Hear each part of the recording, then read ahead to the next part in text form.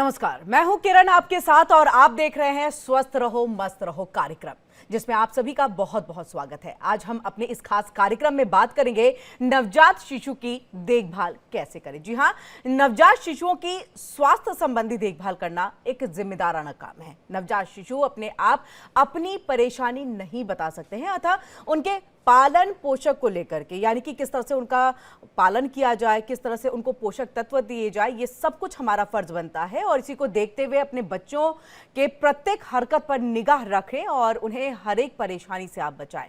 बचपन में की गई विशेष निगरानी और देखभाल ही बच्चों के सुंदर स्वस्थ भविष्य का आधार बनती है। तो चलिए इसी टॉपिक पर डॉक्टर से विस्तार से बातचीत करते हैं, चर्चा करते हैं। आप भी स्क्रीन पर चल रहे नंबर्स पर कॉल करके हमारे डॉक्टर से सवाल कर सकते हैं अगर आपके पास कोई भी जिज्ञासा है, और इसी के साथ अपनी समस्या का समाधान भी आप यहां पर डॉक्टर से पा सकते हैं। तो हमारे साथ यहां पर जुड़ेंगे डॉक्टर प्रदीप के सिंह, कंसल्टेंट है, पीडियाट्रिक है। लेकिन उससे पहले एक बार फिर से हम बताएं, क्योंकि जैसे सर्दियों का मौसम आ रहा है या फिर किसी भी मौसम में देखिए, जैसे ही मौसम में बदलाव होता है बच्चों की सेहत बिगड़ने लगती है। क्यों बिगड़ती है, इसके पीछे सिर्फ ये कहा जाता है देखिए मौसम में बदलाव है जिसका असर पड़ा है, लेकिन आप खान पान के जरिए, दवाइयों के जरिए, उनके खासतौर से उनका एक अच्छे से देखभाल के जरिए जो है आप उनकी सेहत को सही रख सकते हैं, स्वस्थ रख सकते हैं और आने वाले भविष्य के लिए उनको तैयार कर सकते हैं। क्योंकि जिस तरह का पोषक तत्व आज के वक्त में बच्चों को मिलेगा, शिशुओं को मिलेगा, उसी तरह से वो आगे आने वाले दिनों में जो है अपने खान पान को सही रख पाएंगे। इसीलिए बहुत जरूरी है कि इसको लेकर के आप सजग रहे, क्योंकि बच्चे अक्सर अपनी बातों को नहीं कह पाते हैं। अगर हम नवजात शिशुओं की बात करें तो वो बिल्कुल नहीं कह पाएंगे, देखिए संभव भी नहीं है। और इसमें आपको समझना होगा, अगर उनके पेट में दर्द है तो क्यों दर्द हो रहा है, अगर उन्हें सर्दी खांसी है, क्या दिक्कत आ रही है, बुखार है या नहीं है, या अंदरूनी एक फीवर उनको आ रहा है, तो ये सब कुछ आपको समझने की जरूरत है। और बच्चे जैसे जैसे धीरे धीरे बड़े होते चले जाते हैं, एक चिड़चिड़ापन भी आने लगता है। तो चिड़चिड़ापन कमी होने की वजह भी एक विटामिन डी या विटामिन की कमी हम बताते हैं यहाँ पर। इन सबको पूरा करने के लिए क्या कुछ किया जाएगा, ये सब कुछ हम डॉक्टर से जानेंगे। वो हमारे साथ जुड़ेंगे कुछ ही देर में और उनसे हम समझने की कोशिश करेंगे। और आपसे भी हम कहेंगे, अगर आपके मन में भी शिशुओं के देखभाल को लेकर के, उनके स्वास्थ्य को लेकर के किसी भी तरह की जिज्ञासा है, किसी भी तरह की समस्या से जो है आप जूझ रहे हैं, तो उन तमाम समस्याओं का समाधान आप हमारे यहाँ पर एक फोन कॉल के जरिए पा सकते हैं। लेकिन आपको डॉक्टर की बात को बिल्कुल फॉलो करना होगा, समझना होगा कि देखिए आप सिर्फ फोन कॉल के जरिए अपनी समस्या बताए, समझ जाए। तो इसी के साथ आपको बताएं कि उनकी बातों को आपको यहाँ पर ध्यान रखने की जरूरत है। और चलिए हमारे साथ डॉक्टर प्रदीप के सिंह जो है वो जुड़ चुके हैं, पीडियाट्रिक है, कंसल्टेंट है। आपका बहुत बहुत स्वागत है डॉक्टर प्रदीप हमारे इस खास कार्यक्रम में स्वस्थ रहो मस्त रहो में। Thank you ji doctor Pradeep, आज हम बहुत ही विशेष, महत्वपूर्ण, इंपॉर्टेंट जो टॉपिक है उसको लेकर के बैठे हैं, और वो है कि बच्चों का देखभाल किस तरह से किया जा सकता है। अक्सर पेरेंट्स जो है, अभिभावक जो है, उनको लगता है कि हमने बच्चों की जो थाली है उसको रोटी, सब्जी और चावल इन सब से रख दिया तो उनको सारी चीजें मिल जाती है। लेकिन जैसे ही मौसम में बदलाव होता है उनकी तबीयत खराब हो जाती है। तो कई सारी ऐसी चीजें हैं जो अभिभावकों के मन में, पेरेंट्स के मन में चलती हैं कि आखिर कमी कहाँ रह गई। तो एक आसान सा तरीका कि किस तरह से समझे कि बच्चों की थाली में क्या क्या होना चाहिए, इससे मैं इस कार्यक्रम की शुरुआत करना चाहूंगी। बेसिकली अगर हम जब बात करते हैं बच्चों के बारे में, और जैसे प्रोग्राम हमारा आज इन्फेंट केयर पे है, जी। तो इन्फेंट को जैसे अगर हम मेडिकल टर्म में यूज करें तो बेसिकली एक तो न्यूबॉर्न होते हैं जो 4 वीक से छोटे होते हैं, और 4 वीक से लेके 1 ईयर तक के बच्चों को हम लोग इन्फेंट कहते हैं। तो अगर हम इस टॉपिक को 2 हिस्सों में बांट लें, जैसे एक तो न्यूबॉर्न केयर बात कर लें और एक बार इन्फेंट केयर की बात करें, तो इन्फेंट केयर जैसे आपने शुरुआत की है कि बच्चे का जो थाली, जो न्यूट्रिशन है उसको कैसे एनहेंस करें और बच्चे को कैसे हम बचाएं इन सब चीजों से। तो इन्फेंट केयर में जो सबसे जरूरी चीज है, जो हम लोग सारे माँ बाप को सलाह देते हैं, जैसे हम दिल्ली एनसीआर में सबसे जरूरी जो आज की डेट में है वो है पॉल्यूशन। पॉल्यूशन बहुत ज्यादा कारण है आपके बच्चों में जो आजकल कफ बहुत ज्यादा बढ़ रहा है, एलर्जी का, जो ब्रीदिंग इश्यूज हैं, और आपकी अगर फैमिली हिस्ट्री में है ऐसी एलर्जी की, तो ऐसे बच्चों में और ज्यादा ये दिक्कतें देखी जाती है। दूसरी चीज जो वैक्सीनेशन वाला स्टेटस है, कई बार आजकल हम लोग देखते हैं कि बहुत सारे माँ बाप वैक्सीन के खिलाफ होते हैं या वैक्सीन लगवाते नहीं है या वैक्सीन को टाइम पे नहीं लगवाते हैं। वो भी एक ऐसा कारण है जो बच्चों को बार बार सर्दी जुकाम के लिए एक तरह से ससेप्टेबल बनाता है। और जब हम ये इस तरह से देखते हैं कि जैसे हमारा जो बच्चा है, घर में किसी को जुकाम खांसी हुआ और उस टाइम पे बच्चा उनके कांटेक्ट में आया, या फिर हवा से जो एयरबोर्न इन्फेक्शंस हैं वो बच्चे तक पहुंच गए, तो बच्चे की जो इम्यूनिटी है वो कम होती है। तो यहाँ दो एस्पेक्ट जुड़े हुए हैं, एक है बच्चे की अपनी इम्यूनिटी, एक है उसकी सराउंडिंग्स, सराउंडिंग में जरूर उसका एनवायरमेंटल कॉन्टेक्ट्स हैं, और तीसरा है उसका न्यूट्रिशन। तो इम्यूनिटी तो 1 साल के बच्चों में कम होती ही है, ये हम लोग सब जानते हैं। और जो हमारा जो भी एडल्ट है, जो फैमिली में है, जो बच्चा जब इन्फेक्शन कैच करता है उसे कैसे बचा सकते हैं, जैसे घर में एडल्ट है अगर उसको हुआ है तो उसके लिए सबसे जरूरी है बिल्कुल, कि वो यानी कि मास्क पहन के डॉक्टर, रहे घर हमने के एक तो अंदर। दो पार्ट में जब भी यहाँ पर बच्चों अगर को बांटा, एक तो इन्फेंट में रखा, एक जो उनसे थोड़े से बड़े होते हैं, लाइक अगर 3-4 इयर्स के, जिसकी थाली की बात मैंने यहाँ पर की है। इन सबके साथ यहाँ पर हम एक वैक्सीन को भी बहुत इंपॉर्टेंस दे रहे हैं, क्योंकि वैक्सीन इन्फेंटों को देना बहुत जरूरी है। आप इसको दरकिनार नहीं कर सकते, छोड़ नहीं सकते, क्योंकि कई बीमारियों से बचाव है यहाँ पर। लेकिन इसके साथ साथ क्योंकि बच्चे कह नहीं पाते हैं डॉक्टर, अगर हम इन्फेंट शिशुओं की बात कर ले तो वो सीधे तौर पे देखते हैं रात के वक्त में काफी उनका रोना शुरू हो जाता है। माँ बाप समझ नहीं पाते हैं, पेरेंट्स जान नहीं पाते कि आखिर बच्चे रो क्यों रहे हैं। संभवतः वो कई सारी दवाइयां खिलाने की कोशिश करते हैं, कई बार उन्हें गैस के इशू हो जाते हैं। तो इन सब चीजों को कैसे समझा जाए, जाना जाए, जिससे ऐसी दिक्कतों का सामना जो है पेरेंट्स को जो है वो ना करना पड़े। देखो, इस सब में जो सबसे जरूरी चीज है, जैसे मैंने अभी जब शुरुआत की थी तो पॉल्यूशन की बात की थी। जी। तो इन्फेंट में जो मोस्ट कॉमन कारण होता है रात में रोने का, एक तो कॉलिक्स होते हैं जो गैसियस डिस्टेंशन की वजह से होते हैं। अगर आपके बच्चे को कॉलिक की प्रॉब्लम है तो उसमें क्या होता है, या तो ओवर फीडिंग की वजह से होता है, या आपने बोतल इस तरह से इस्तेमाल की है, जो गैस इंजेक्शन, जो एयर इंजेक्शन होता है बच्चे का, उसकी वजह से कई बार कॉलिक का इश्यू होता है। तो एक तो आपका फीडिंग को आपको ध्यान रखना पड़ेगा कि बोतल फीडिंग को थोड़ा मिनिमाइज करना पड़ेगा या बंद करना होगा। दूसरा, जो आप मिल्क दे रहे हैं, जैसे कई बार कुछ लोगों को काउ मिल्क से प्रॉब्लम होती है, किसी पर्टिकुलर फॉर्मूला से प्रॉब्लम होती है, तो ऐसे केसेस में जो सबसे अच्छी बात होती है वो होती है मदर्स फीड। ब्रेस्ट फीडिंग को प्रमोशन मिलना चाहिए, ब्रेस्ट फीडिंग अच्छे से अच्छे देनी चाहिए, माँ को अच्छा खाना खाना चाहिए। तो एक तो ये वाला कॉन्सेप्ट है। दूसरा, जैसे हमने पॉल्यूशन की बात की थी इस प्रोग्राम की शुरुआत में, जब भी पॉल्यूशन होता है तो बच्चों में स्टफी नोज, नोज बड़ी स्टफ हो जाती है। और उस केस में क्या होता है, क्योंकि बच्चे जो 1 साल से छोटे होते हैं, जब हम इन्फेंट्स की बात करते हैं, तो basically they used to breathe through the nose only.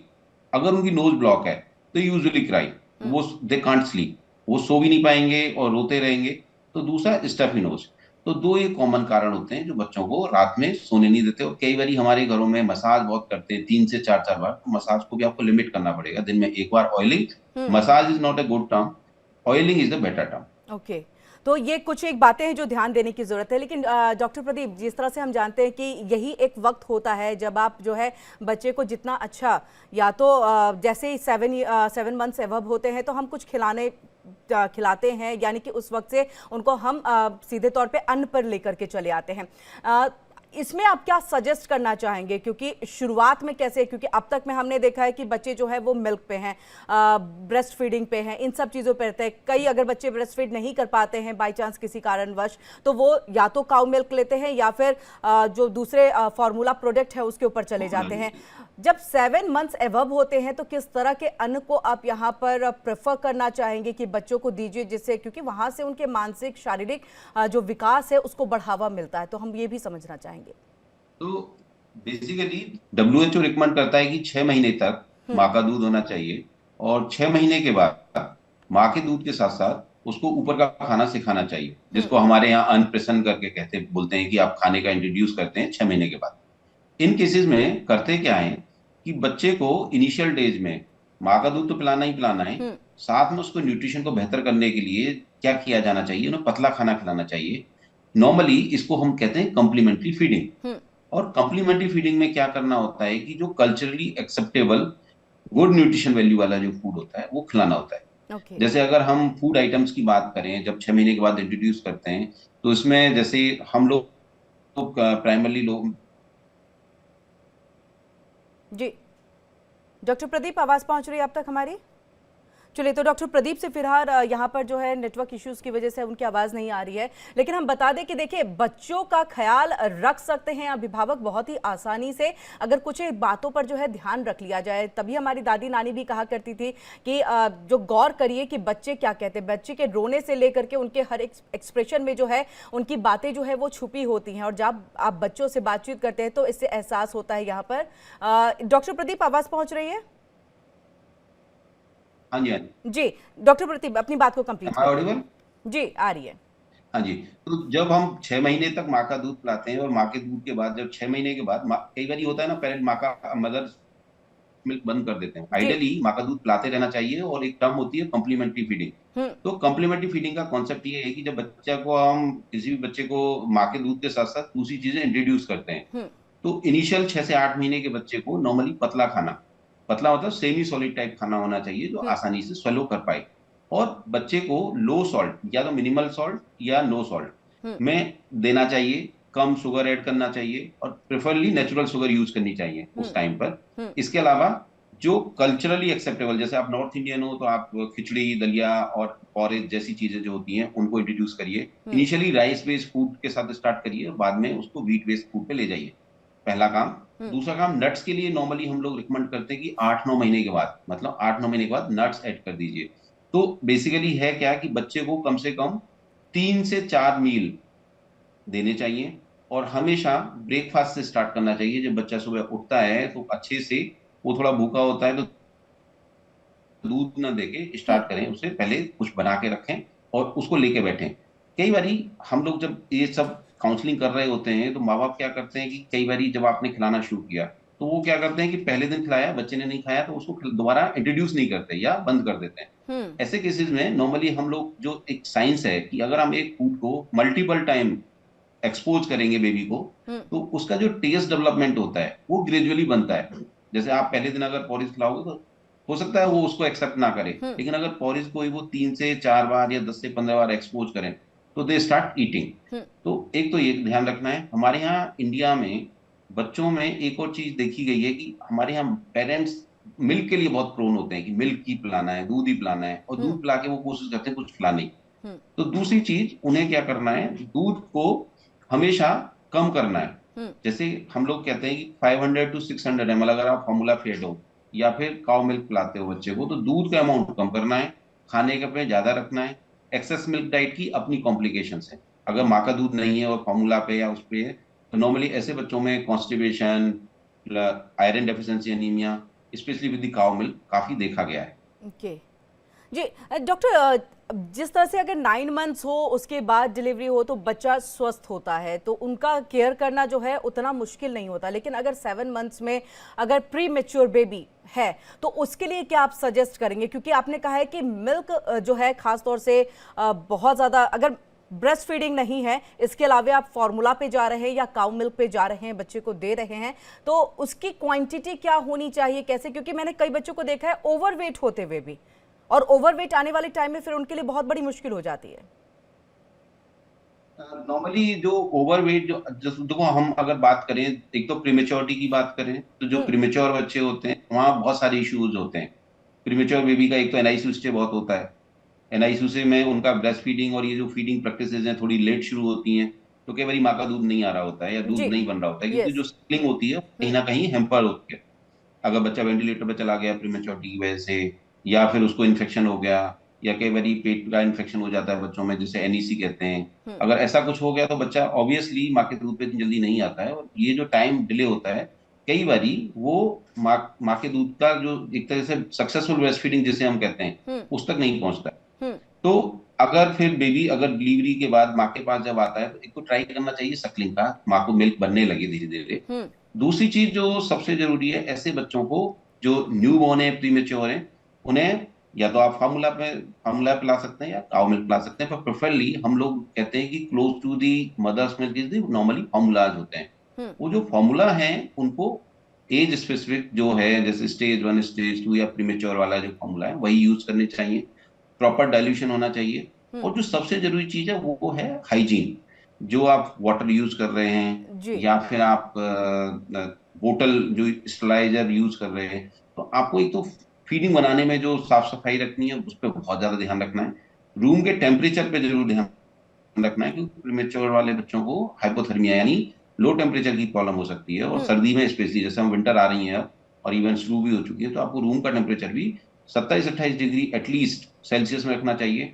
अगर आपको बिल्कुल कोई थर्मामीटर कुछ नहीं है आपके पास, तो आपके लिए एक बहुत आसान है कि आप उस रूम में, आप कपड़ों में अगर कंफर्टेबल फील कर रहे हो, बच्चे के हाथ पैर, बेबी के जो हाथ पैर हैं, कोल्ड नहीं फील हो रहे हैं, तो इसका मतलब है कि उसके लिए वो एक बेहतर टेम्परेचर है।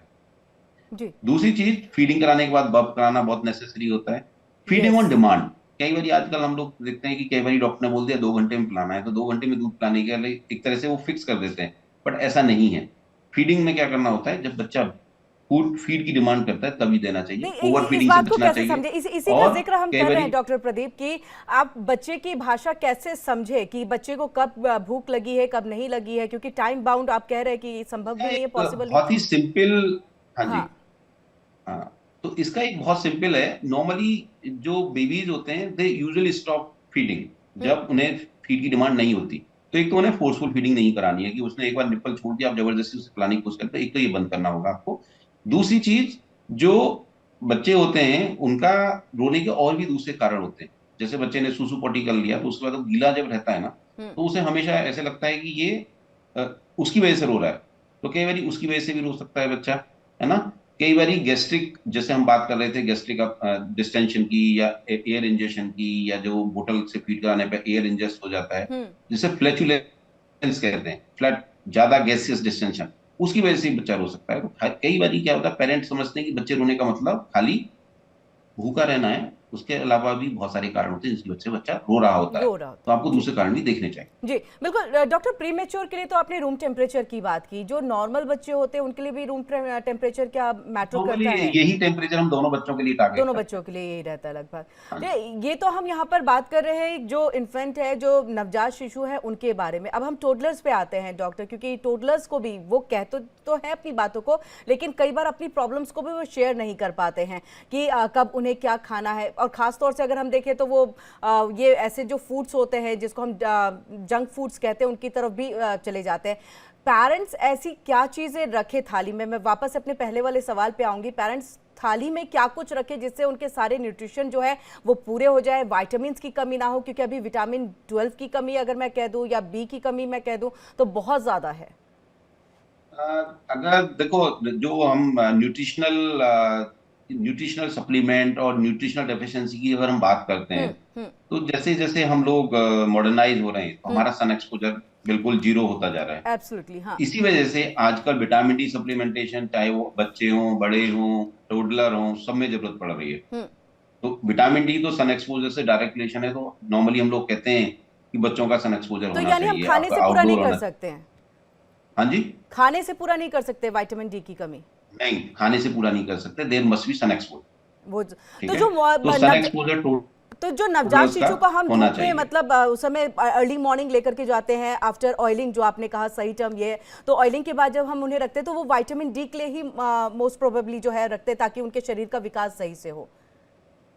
हाँ जी, उससे दो है ना, एक तो बच्चों की जो सर्केडियन रिदम होती है डे एंड हम्म। नाइट की, जैसे हम्म। बच्चा जब, अब इसको दूसरी तरह से कह सकते हैं कि जी। जब बेबी प्रेगनेंसी के टाइम पे नॉर्मली देखा गया है कि रात के टाइम पे उसके जो मूवमेंट्स होते हैं ना, फीटल मूवमेंट्स, दे यूजुअली ज्यादा होते हैं। हम्म। वो दिन में सोते हैं और रात में जगते हैं।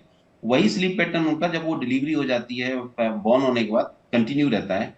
तो उसी को सेटल करने का सबसे अच्छा तरीका होता है कि बच्चे की सर्केडियन रिदम, जो हम सर्केडियन रिदम कहते हैं, वो उस हिसाब से जाना चाहिए कि रात में वो सोए, वो दिन में वो अवेक रहे, मतलब वो नहीं सोए। जी और बिल्कुल डॉक्टर सन प्रदीप, एक्सपोजर जो है ये आपने बेसिकली, बहुत बहुत इंपॉर्टेंट बात कही है, क्योंकि हर किसी के जहन में आता है कि बच्चे ने रात में जन्म लिया इसीलिए वो ज्यादा देर रात में जगा रहता है। नहीं, तो कई लोग हाँ इस जी, मतलब वो कहते हैं ना इंफॉर्मेशन अभाव, वो चीजें यहाँ पर नजर आती है, जिसको अभी अभी आपने यहाँ पर दूर भी किया है। बाकी अपनी बात को आप कंप्लीट करिए सर। इवन किसी भी मदर से आप पूछोगे हम्म। कि बेबी का मूवमेंट ड्यूरिंग द प्रेगनेंसी किस टाइम ज्यादा, तो नॉर्मली वो बताएंगे कि नाइट में ज्यादा होता है, डे में नहीं होता। हम्म। तो बेसिकली मदर दिन में काम करती रहती है, एंड बेबी क्या होता है, स्विंग करता रहता है फ्लूइड में, तो वो दिन में सोता रहता है, रात में वो नॉर्मली अवेक स्टेट में आता है। ओके। वही चीज को चेंज करने के लिए जो डे एंड नाइट का कॉन्सेप्ट है, उसको बाद में समझ में आता है जब वो डिलीवरी होती है। लेकिन बच्चा जब रात में दिन में सो लेगा तो रात में जगेगा ही। और बहुत सारे पेरेंट इसलिए परेशान भी रहते हैं, वो दिन में सोने देते हैं बच्चे को, और रात में वो रात में जब वो उनके सोने का टाइम होता है तो वो जगने लगता है, उसकी डिमांड बढ़ जाती है। तो बहुत सारे पेरेंट तो नाराज हो जाते हैं कि तुम्हारा बच्चा दिन भर तंग करता है। तो कई बार रोने का कारण ये भी होता है। जी बिल्कुल। तो तो डॉक्टर क्या एक ये करना है। चाहिए, दिन में अब सोने हम नहीं आते देना हैं है? उस वाले टॉप।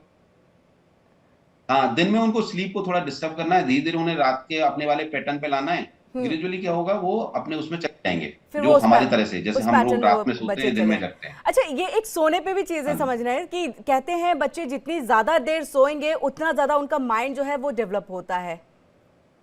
एक्चुअली इसको बहुत सिंपल तरीके से समझा जा सकता है। जो बच्चे होते हैं नॉर्मली 20 to 22 आवर्स का स्लीप टाइम होता है उनका हम्म। पहले महीने में। हम्म। जैसे जैसे एज प्रोग्रेस करती है, आपका जो स्लीप टाइम है वो रिड्यूस करता जाता है।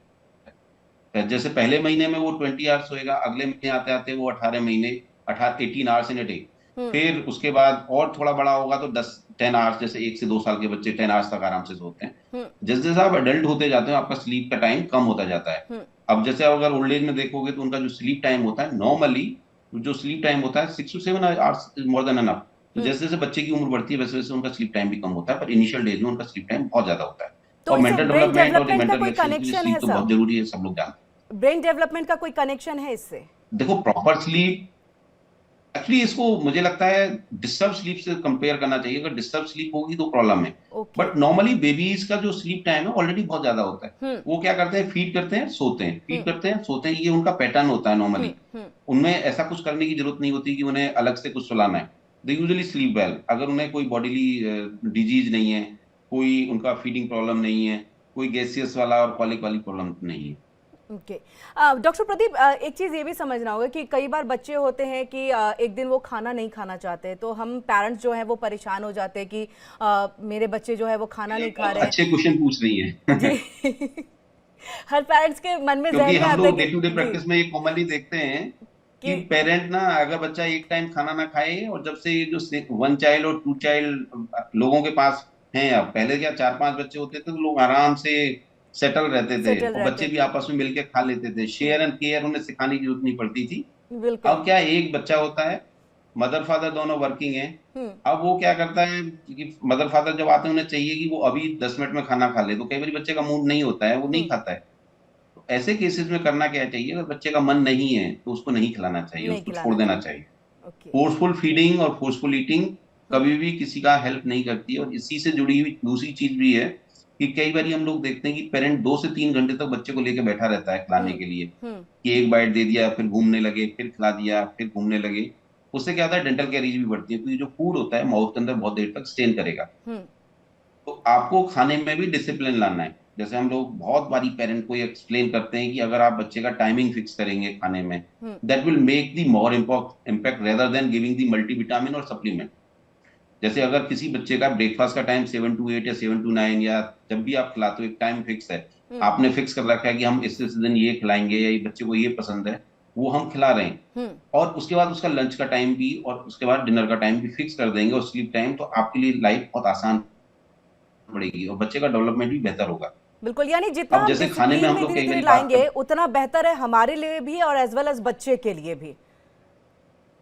हाँ जी, पर एक और चीज जो इस सारे सारे कन्वर्सेशन में बहुत जरूरी है, हम्म। हमने कई बार देखा है पेरेंट क्या करते हैं कि उन्हें लंच कराना है और लंच से 1 घंटे या आधा घंटे पहले उन्होंने कोई भी जंक, जैसे आपने जंक की बात की थी, कोई जी। भी चिप्स कुरकुरे या कुछ हाँ। भी बिस्किट या मिल्क दे दिया, और आप उनसे उम्मीद करते हो कि लंच पे वो वैसे ही खाना खाएं जैसे वो खाना चाहिए। हम्म। तो बड़ा अनप्रिडिक्टेबल, मतलब ऐसे कह सकते हैं कि अनप्रैक्टिकल है, हम्म। इम्प्रैक्टिकल चीज है कि आपने अभी एक चिप्स का पैकेट या एक पैकेट बिस्किट खिला दिए और आप उम्मीद करते हो कि वो प्रॉपर लंच भी करेगा, वो हम्म। बहुत पॉसिबल नहीं है। हम्म। तो इसलिए हम लोगों को कहते हैं कि अगर आपको मिल्क भी पिलाना है, पहले आप लंच कराइए, उसके बाद मिल्क दे दीजिए 1 घंटे बाद, लेकिन मिल्क लंच से पहले मिल्क मत दीजिए।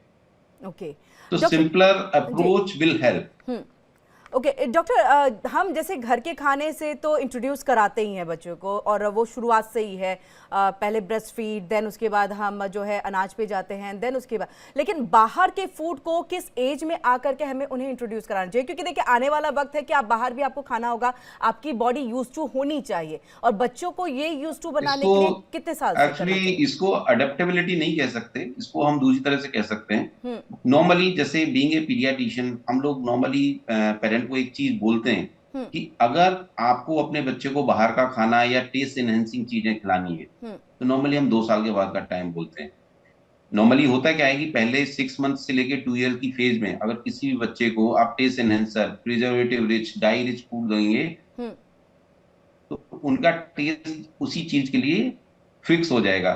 जैसे मैं बहुत बार एक सिंपल एग्जांपल से कहता हूं कि अगर आप किसी को भी एक चिप्स का पैकेट दे दीजिए 1 साल के बच्चे को, और आप भी एक चिप्स का पैकेट लेके भेजा, जब तक आप चिप्स खत्म नहीं कर देंगे तब तक आप चिप्स का पैकेट नहीं छोड़ेंगे, क्योंकि they already contain the taste enhancing substances. तो एब्सोल्युटली। पहले 2 ईयर्स में हम कई बार माँ बाप को समझाने की कोशिश करते हैं कि आपको अपने बच्चे को ice cream, chocolate, chips, bread jam जिसमें टेस्ट एनहेंसर होते हैं वो नहीं देने, क्योंकि वो उसके टेस्ट एनहेंसर जो टंग को टेस्ट, जैसे मैगी हुआ है तो इनमें कुछ टेस्ट एनहेंसर होते हैं। इवन केएफसी का चिकन की बात करें तो उसमें भी टेस्ट एनहेंसर पड़ा रहता है जो 6 साल के बाद के लिए रिकमेंडेड होता है। तो ऐसे बहुत सारी ऐसी चीजें जो आपको पढ़ना चाहिए लिटरेचर में, और जो सब्सटेंस, जो प्रोडक्ट आप यूज कर रहे हो उस पर सब कुछ लिखा रहता है। आप देखेंगे तो उसमें बहुत सारे ऐसे कोड वर्ड लिखे रहते हैं, कोड लिखे रहते हैं, जिनको आप आइडेंटिफाई करेंगे कि ये टेस्ट एनहेंसर है, इसलिए बच्चा इसको अगर एक बार पिक करेगा तो बार बार मांगेगा। तो इंट्रोडक्शन ऑफ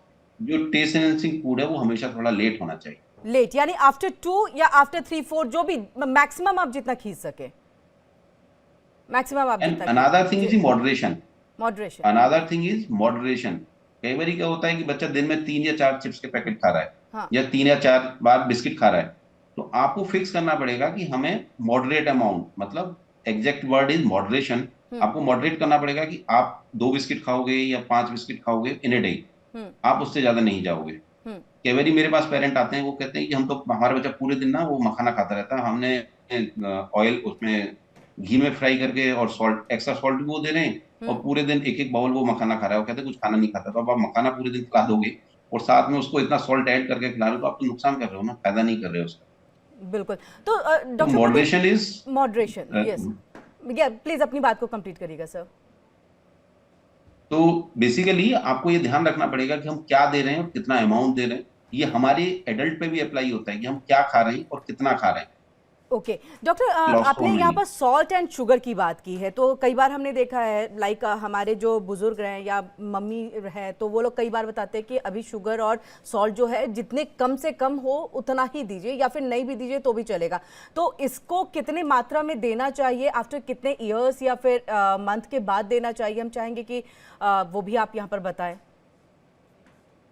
देखो, ये जो शुगर एंड सॉल्ट का जो कॉन्सेप्ट है ना, बड़ा कंट्रोवर्शियल है। नॉर्मली जो साइंस ये कहती है कि जो बच्चे होते हैं specially less than 1 year, they basically have the poor kidney, मतलब उनका जो किडनी फंक्शन है उतना अच्छा नहीं होता है जो सोडियम लोड को संभाल पाए। ओके। तो छोटे बच्चों में स्पेशली इन्फेंसी में आप सॉल्ट मिनिमल यूज करें। कई बार क्या होता है कि या तो लोग बिल्कुल ही नहीं देते, हाँ। और देते हैं तो ज्यादा देते हैं। तो आप मिनिमल सॉल्ट, जैसे आप खाते हो बहुत सारा, उसका हाफ से भी हाफ आप कर दीजिए, मतलब आप टेस्ट के लिए रखिए, ना कि उसे बहुत ज्यादा दीजिए। एक तो ये काम कर सकते हो मॉडरेशन वाला वर्ड, कि आप बहुत कम यूज कर रहे हो, या बिल्कुल मत यूज करिए, सॉल्ट में तो इतना कर सकते हैं।